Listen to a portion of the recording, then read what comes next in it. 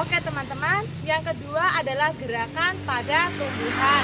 Nah teman-teman, gerakan pada tumbuhan itu dibagi menjadi 3 loh. Yang pertama seisnomasti, yang kedua niktinasi, dan yang ketiga itu geotrophisme. Oke teman-teman, yang pertama gerakan seisnomasti itu akan saya praktekkan pada tumbuhan putri malu.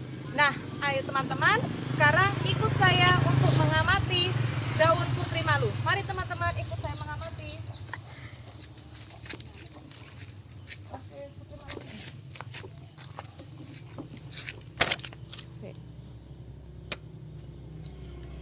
Nah, pinter-pinter. Ojo jeruknya aku. Oke teman-teman. Nah, sekarang di sini ada putri malu. Nah, mari kita amati gerakan putri malu. Dan teman-teman, sebelum kita mengamati kegiatan ini, gerakan seostimetri itu dibagi menjadi 3. Yang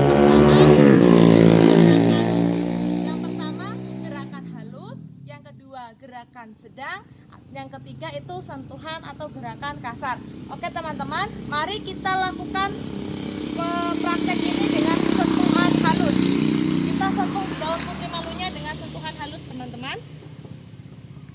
Nah, saya akan melaksanakan sentuhan halus pada putri malu.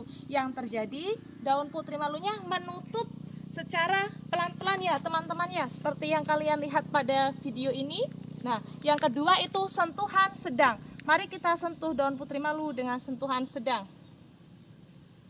Nah, sama teman-teman, tetapi yang membedakan adalah gerakan menutupnya. Kalau kita menyentuh dengan gerakan sedang, dia akan menutup secara pelan-pelan, secara sedang. Kalau yang tadi pelan-pelan, yang sekarang sedang. Nah, teman-teman, yang ketiga itu sentuhan kasar. Kita akan mempraktekkan untuk menyentuh daun putri malu ini dengan sentuhan kasar. Nah, bisa kalian lihat teman-teman, kalau kita menyentuh dengan sentuhan kasar, dia akan menutup secara cepat atau secara bersamaan, secara cepat menutup. Kalian bisa lihat ini. Nah, ini saya sentuh pakai sentuhan kasar. Nah, teman-teman, sekarang masuk yang kedua itu gerakan niktinasi. Nah, teman-teman, gerakan niktinasi itu bisa kita contohkan kepada tanaman putri malu. Mari ikut saya untuk mempraktekannya, teman-teman.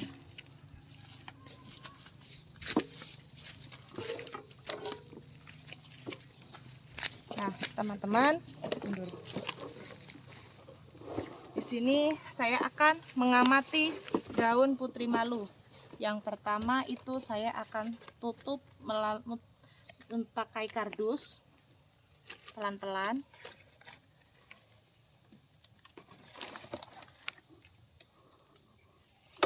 Dan yang kedua akan saya beri label yang ini, label A.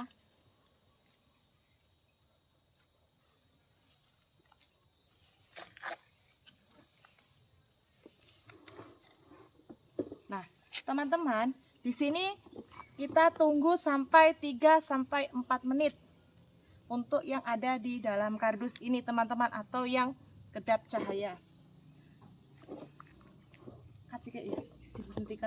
Nah, teman-teman, setelah kita tunggu, sekarang kita perhatikan pada label A ya teman-teman ya. Label A itu dia terbuka atau tidak kedap cahaya, dia tetap tumbuh segar ya teman-teman, seperti yang teman-teman lihat. Nah, sekarang kita buka yang ada di dalam kotak B ini, yang kita tutup kedap cahaya setelah 5 menit. Dan ini yang terjadi teman-teman, pohon putri malunya atau daun putri malunya itu menutup karena dia tertutup ruang atau tidak terkena cahaya teman-teman, sehingga dia menguncup, daunnya tertutup teman-teman. Bisa teman-teman lihat? Oke teman-teman, yang ketiga adalah gerak geotropisme. Nah teman-teman, di sini saya akan mempraktekkan gerak geotropisme pada tumbuhan kacang hijau. Nah teman-teman, di sini ada alat dan bahannya. Yang pertama ada pot A, bisa teman-teman lihat yang sudah berisi tanah dan bawahnya sudah kita kasih lubang ya teman-teman. Dan Yang B, ini ada pot bunga B yang bawahnya sudah saya lubangin juga dan sudah saya isi tanah. Yang ketiga ada air tentunya teman-teman. Dan yang keempat itu tentunya ada kacang hijau ya teman-teman yang akan kita praktekkan ke dalam pot bunga ini. Nah teman-teman, lalu kita ambil kacang hijaunya untuk dimasukkan ke dalam pot A ya teman-teman ya. Kita masukkan beberapa kacang hijau ke dalam pot A. Lalu pot B juga kita masukkan kacang hijaunya ya teman-teman. Setelah kita masukkan kacang hijau ke dalam pot A dan pot B, kita siram pakai air ya teman-teman ya. Kita siram secukupnya pakai air.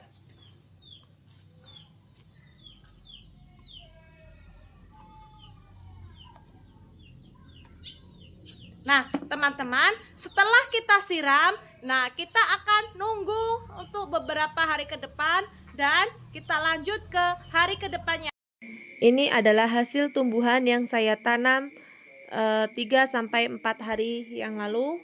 Di sini saya akan menunjukkan respon tanaman terhadap lingkungannya, yaitu gerak geotropisme. Nah, teman-teman, gerak tumbuhan yang dipengaruhi oleh gravitasi bumi kalau arah geraknya menuju rangsangan atau menuju gravitasi bumi disebut geotropisme positif. Sedangkan kalau melawan gravitasi disebut geotropisme negatif.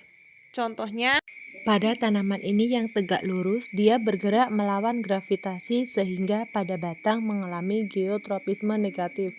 Sedangkan pada akarnya bergerak menuju gravitasi hingga disebut geotropisme positif.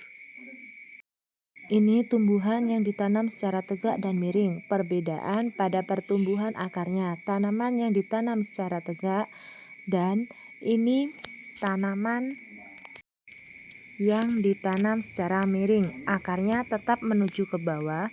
Ini membuktikan kalau akar akan mengalami geotropisme positif.